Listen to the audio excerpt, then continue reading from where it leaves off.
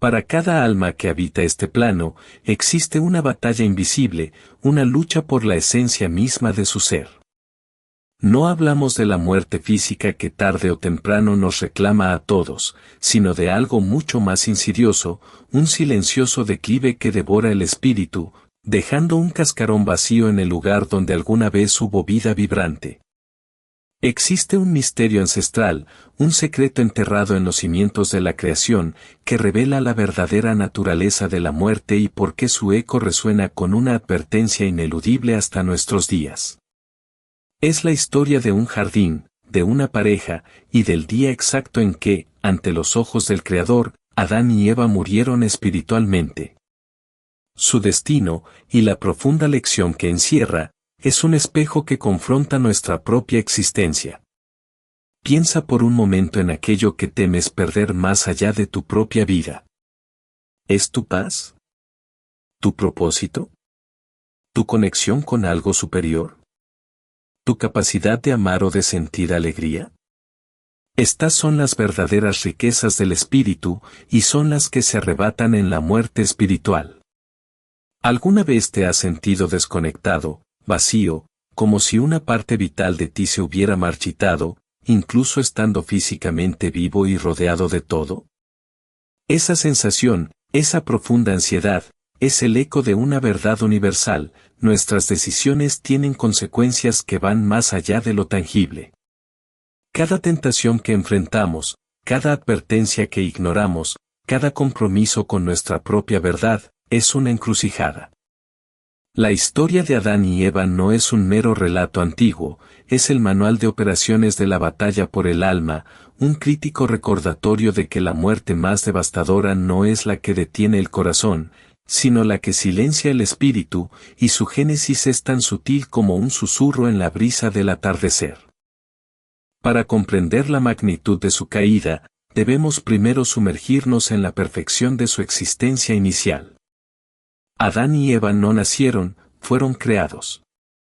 Modelados con un propósito divino, dotados de una inocencia prístina, una pureza de corazón que la mente humana post-caída apenas puede concebir.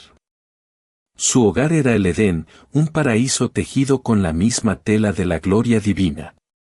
Los árboles no solo daban fruto, sino que sus hojas susurraban la presencia de Dios.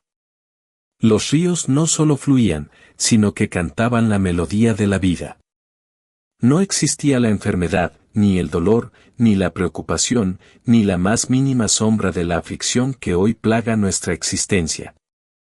Adán y Eva caminaban con Dios en la brisa fresca del día, una comunión tan íntima, tan pura, que cada respiración era una oración, cada latido del corazón una alabanza. Su mente estaba despejada, su voluntad alineada con la divina, su espíritu vibraba en perfecta armonía con el espíritu de su Creador. Tenían libertad absoluta, una libertad expansiva para explorar, nombrar, gobernar y amar. Pero en el centro de esa libertad, había un solo límite, una única prohibición, un solo punto de referencia que, si se cruzaba, revelaría la diferencia entre la vida y la aniquilación espiritual. De todos los árboles del jardín, Dios había dicho: mas del árbol de la ciencia del bien y del mal no comerás, porque el día que de él comieres, ciertamente morirás. No era una amenaza caprichosa, sino una declaración de la realidad espiritual, una advertencia de la consecuencia inherente a la desconexión de la fuente de la vida. La muerte que Dios pronosticó no era una fatalidad distante, un evento físico que ocurriría después de siglos. Era una separación, una escisión de la vitalidad espiritual que los mantenía en perfecta comunión con Él. Aquí es donde entra en escena el primer y más astuto de los engañadores, la serpiente, un ser imbuido de una inteligencia perversa y una elocuencia mortal. No llegó con fuego ni azufre, sino con una pregunta, una semilla de duda plantada en el suelo fértil de la curiosidad humana, con que Dios os ha dicho: no comáis de todo árbol del huerto. La serpiente, astutamente, no negó la palabra de Dios, sino que la distorsionó, la hizo sonar restrictiva, arbitraria, como si el amor de Dios fuera un yugo en lugar de una bendición. Eva, en su inocencia, cayó en la trampa de la conversación. En lugar de huir, de aferrarse a la palabra directa de su Creador, se enredó en el diálogo, intentando defender la verdad con sus propias palabras, añadiendo o quitando, revelando así una grieta en su armadura espiritual. Del fruto de los árboles del huerto podemos comer, pero del fruto del árbol que está en medio del huerto dijo Dios, no comeréis de él, ni le tocaréis, para que no muráis. Noten el cambio. Dios no había dicho ni le tocaréis. La adición de Eva a la prohibición divina, aparentemente pequeña, ya era un síntoma de una mente que comenzaba a distanciarse de la perfecta obediencia.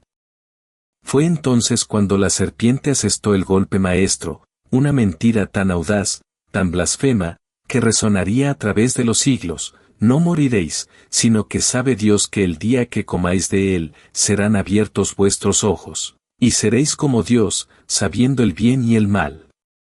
Aquí no había una simple negación de la palabra divina, sino una acusación directa a la integridad del Creador. La serpiente sugirió que Dios estaba reteniendo algo bueno, algo que los haría más grandes, más poderosos, más divinos. Prometió una iluminación, una sabiduría que los elevaría a la par del Eterno. ¿Ser como Dios? Esa era la tentación final, la promesa de autonomía, de ser el árbitro de su propia moralidad, de trascender los límites impuestos por el Creador. La serpiente apeló a la ambición latente, al deseo de conocimiento y control que, aunque naturales en su medida, se pervirtieron al buscar ser iguales al Creador. Eva, ahora con la duda sembrada y la promesa de divinidad susurrándole al oído, comenzó a mirar el árbol con nuevos ojos. Y vio la mujer que el árbol era bueno para comer, y que era agradable a los ojos, y árbol codiciable para alcanzar la sabiduría. La percepción se había torcido. Lo que antes era un límite sagrado, ahora se había transformado en un objeto de deseo. La atracción de la fruta no era solo física, era la promesa de algo más, la ilusión de una sabiduría prohibida, de un poder inalcanzable. Aquí fue donde la muerte espiritual comenzó a gestarse, no con la mordida del fruto, sino con el consentimiento del deseo en el corazón, con la decisión de dudar de la bondad de Dios y de creer en la voz del engañador. Fue un acto de la voluntad, un giro interno que priorizó el deseo personal sobre la palabra divina.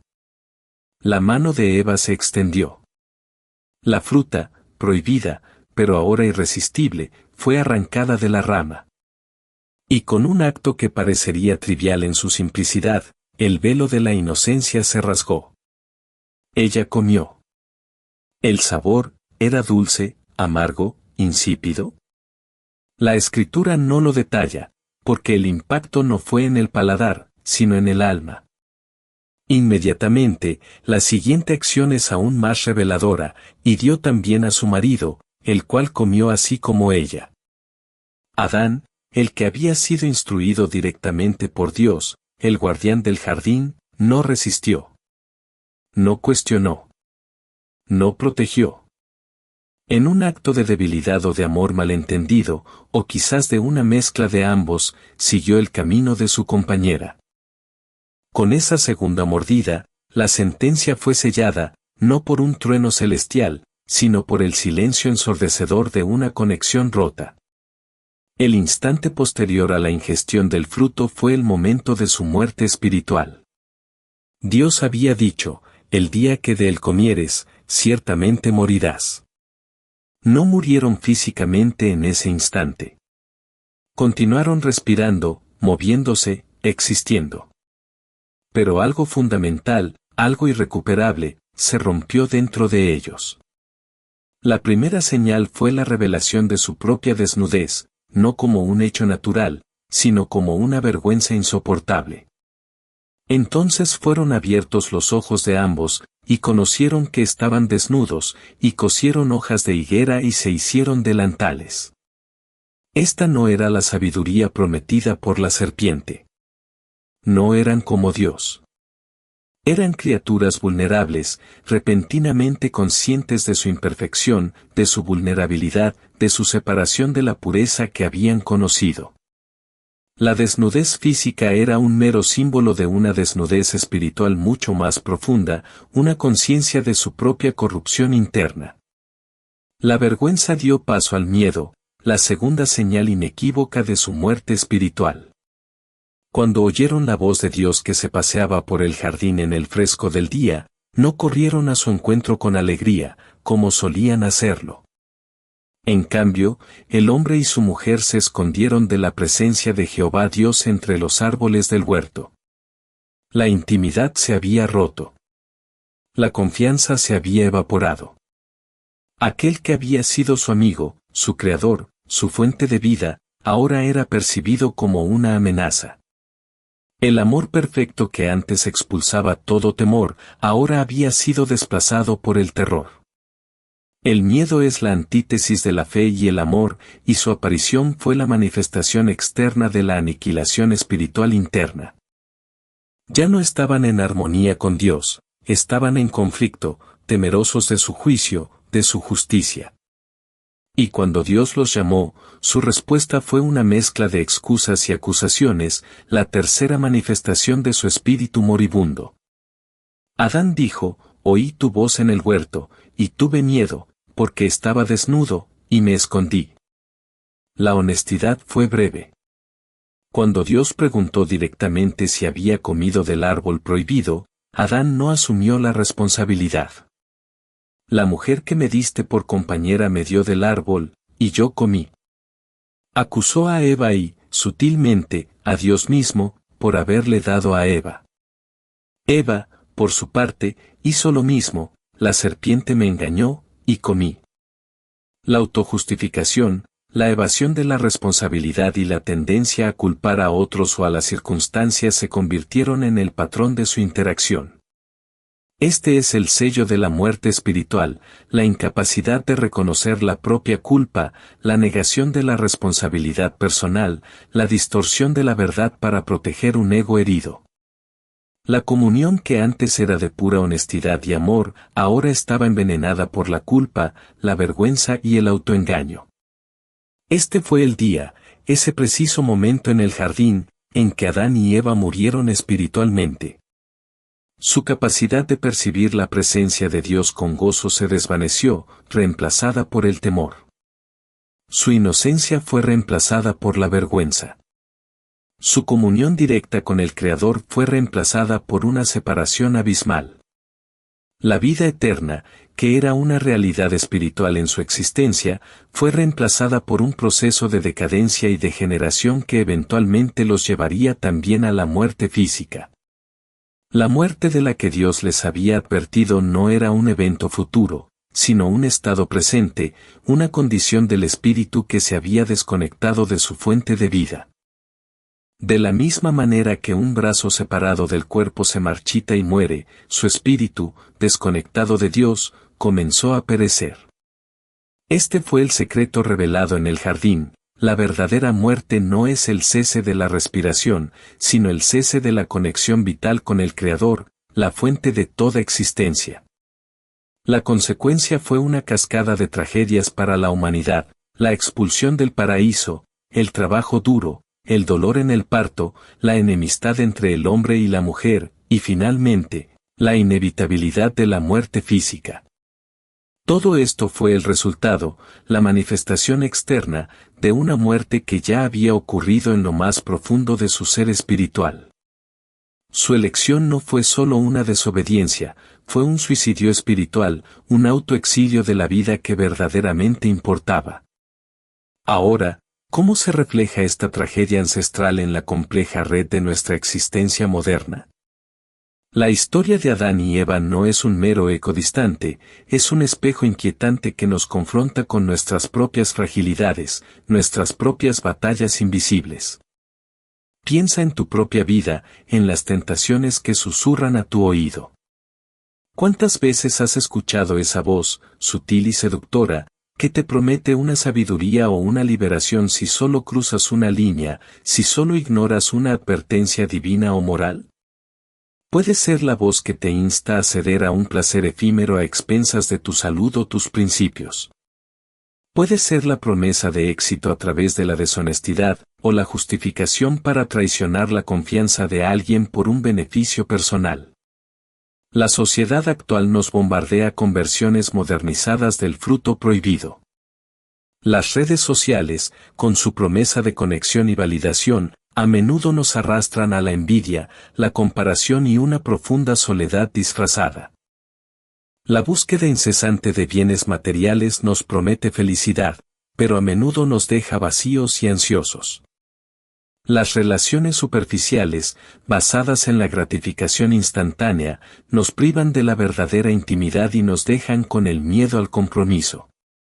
Cada vez que elegimos la gratificación instantánea sobre la disciplina a largo plazo, cada vez que priorizamos nuestro ego sobre la humildad, cada vez que buscamos la aprobación del mundo en lugar de la aprobación divina, estamos, en esencia, repitiendo el error de Adán y Eva. Estamos mordiendo de un fruto que promete vida, pero que, en realidad, solo siembra semillas de muerte espiritual. La vergüenza y el miedo, los primeros frutos de la muerte espiritual en el Edén, ¿no son acaso plagas que azotan el corazón humano hoy? ¿Cuántos de nosotros vivimos escondiéndonos, no entre los árboles, sino detrás de máscaras de perfección, de éxito, de indiferencia, por miedo a que el mundo vea nuestra verdadera desnudez, nuestras imperfecciones, nuestras heridas? Tememos el juicio, la crítica, el rechazo, y en ese temor, nos separamos no solo de los demás, sino también de nuestra propia autenticidad. La ansiedad, la depresión, la soledad crónica que asolan a nuestra sociedad, ¿no son acaso los síntomas de espíritus desconectados, hambrientos de una comunión que hemos olvidado cómo cultivar? La negación de la responsabilidad y la tendencia a culpar a otros son otros legados tóxicos de la caída.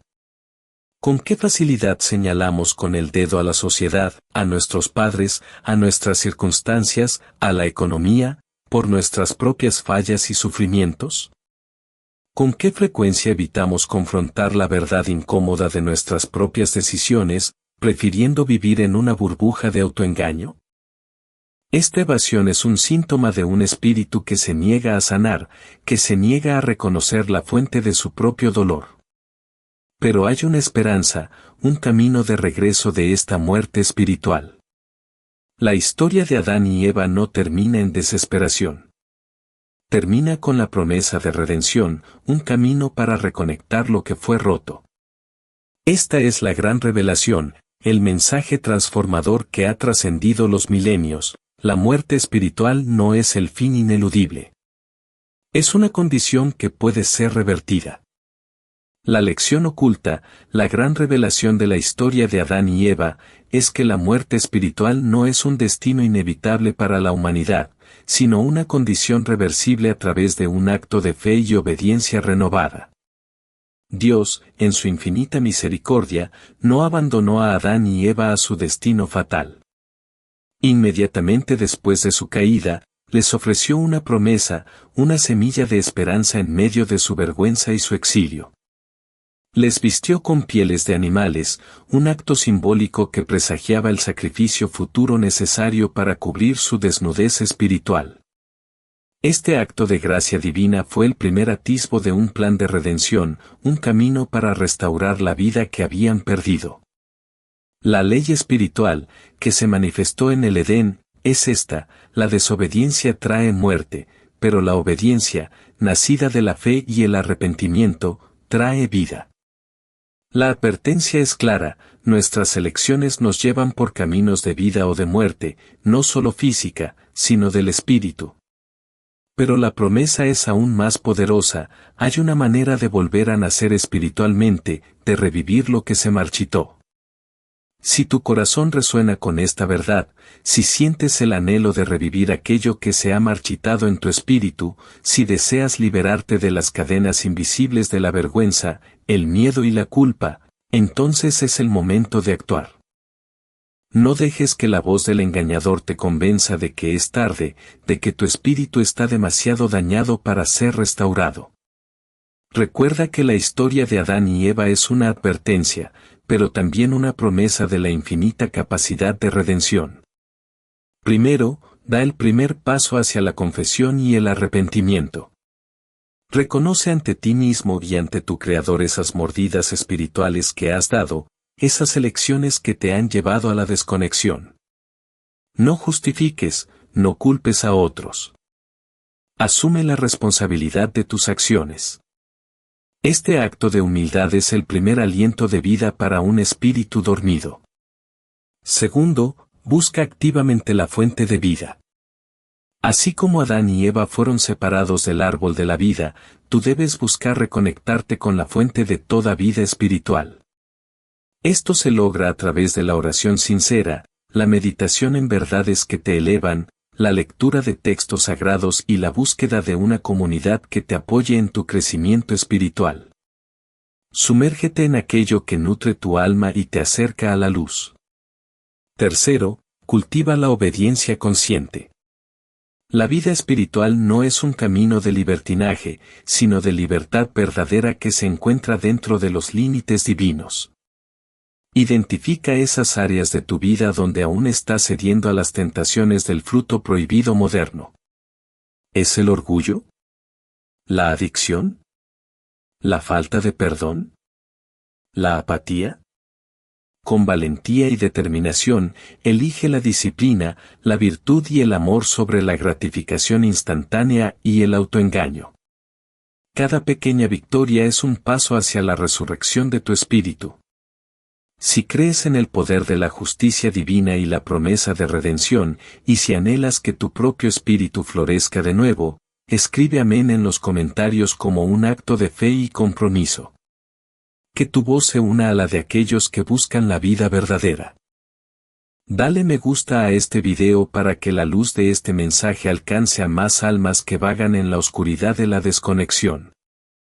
Y comparte esta revelación transformadora con una persona que sientas que necesita este aviso, esta esperanza, esta invitación a despertar de la muerte espiritual y abrazar la plenitud de la vida.